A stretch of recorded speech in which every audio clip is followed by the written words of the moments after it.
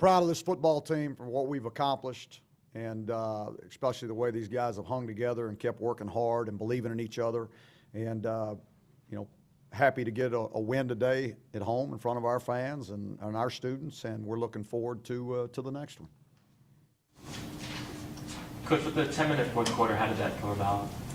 Bobby asked the head official if we could shorten the game there, and I was all for it. We wanted to, get off the field. We were about winning with class and not trying to embarrass anybody. We just wanted to get that game done. You guys are really excited. At 1-5 at one point this season, things could easily just get away. Kids feeling pressed, whatever it might be, defense. What was the turnaround, getting goal eligible now? Who inspired that? What inspired that? How'd you get to them?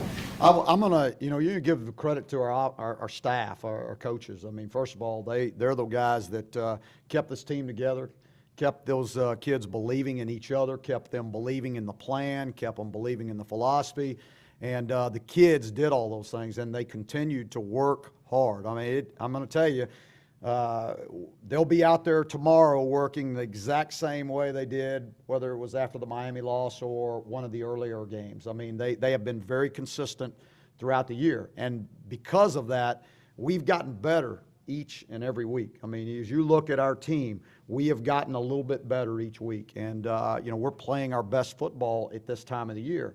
So it's exciting, as the head coach. You watch how the team has progressed and how these young guys have progressed and how this team has grown closer together, and they're having fun playing together, And so, I mean, that's kind of really what it's all about. Any reminders at halftime today compared to what happened last week at Pittsburgh? Definitely. And always about learning from our mistakes. And so we talked about it at halftime that, we were in a similar situation. And so I was proud of the way we reacted when we came back out in the second half. How do you account for all the offense today? I mean, the guys prepared themselves very well throughout the week. Let me tell you, the offensive coaches challenged those guys. They were very disappointed in the second half of last week, and so they challenged them to play for 4 quarters and got after them, and the kids responded. What's the reward like as a coach to have a game like this where your team's, breaking and now setting new school records for total offensive yards and for points, given what the first half of the season looked like? I'm just, again, for me, it's just I have a sense of pride in these players and what they are accomplishing. And, I mean, that's the reward is seeing them with smiles on their faces, seeing them, that when things weren't good, they kept believing and they kept doing the things that we were asking them to do. That's the reward that I get. Now they're reaping those rewards, and good things are happening for them, and they're finding ways to make plays, and their confidence is growing, and they've pulled together as a football team, and they're enjoying each other, having a good time. TJ, looking at that big 63-yard run where he kind of was all over the place, is that something you guys have kind of been waiting to see in a game this year? Yeah, you bet. I'm waiting for it every play. It doesn't matter who the running back is, but yeah, I was really looking forward to him, getting out and getting open. And if you think about is probably the game last week might be the worst game he's ever played in his life, and and he really responded very well. When middle third quarter, the game's clearly outcome sealed. How do you balance keeping the gas on versus turning it off? That's hard. It's a very uncomfortable situation actually for me, and plus my coaches are mad at me, and they want to keep rolling, and they want to put other guys in and let those guys get good experience, but that staff on the other side, they got families, they got and those kids that are on that other side, they're working their butt off. They've been in a program for 5 years, and he's trying to build something, and so I think we accomplished what we needed to accomplish. What kind of growth have you seen in Marquis since taking over as a starting quarterback? I mean, well, just you look at what he's accomplished since he's taken over. I mean, and what this team has accomplished since then. So, and anytime you're in an offense like that, it starts at that spot. And he has done the growth has come in his leadership. The growth has come in his confidence and what he's doing within the offense, and him realizing that All I got to do is stay within the parameters of the offense, and good things are going to happen, and that's what he's doing. Marquise came in kind of known more as a running quarterback. What did you see from him throwing the ball today? I thought he threw the ball pretty well today. I mean, he really did. You know, he didn't force anything. There were some things that weren't there early on, and he was holding the ball, and probably would have liked to have checked it down a few more times. But he, you know, again, he didn't throw into coverage. He did a nice job. I mean, what he's doing is he's taking the ball and he's putting it where it's supposed to go. Coach, you're getting a lot of scoring from freshmen and sophomores. What can you say about the youth of this team and how their playmaking has excelled? Yeah, these guys, I mean, it's been fun to watch these guys grow up. I mean, you know, as they're talking about on the phones, I mean, like that kid's 18, that one's 18, that one's 18. And they're not just playing for us, they're making plays for us. They're making a lot of plays for us. And so that obviously is exciting for the future. And it's been a big help to this football team. And I think because of these guys have kind of grown up, you know, about midway through the season, I think you started to see this team become much better.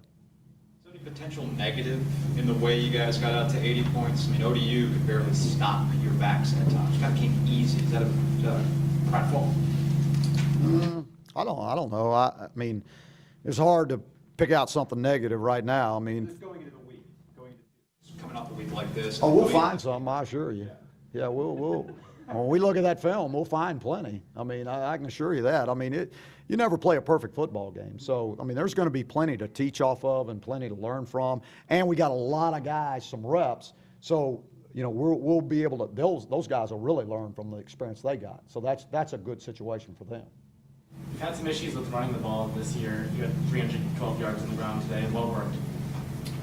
Pretty much everything really in the running game. I mean, you know, early on they ran quite a few blitzes, run stopping blitzes with interior linebackers crossing and those kind of things, and it gave us some problems. But it created it created a lot of opportunities on the perimeter, and that's why we were running east and west a lot in those situations and throwing the perimeter screens out because of what they were doing inside.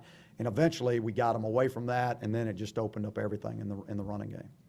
So what was the frustration level like for Ryan in the first half when he couldn't even get on the field to return? Yeah, well, we you know, we talked about that. I mean, we talked about it as a team. I mean, that before this game ever started, that, you know, I didn't think they would put their punt team out there. I thought they would probably keep their offense out there and their quarterback, and they had gone for it on fourth down 22 times coming into this game.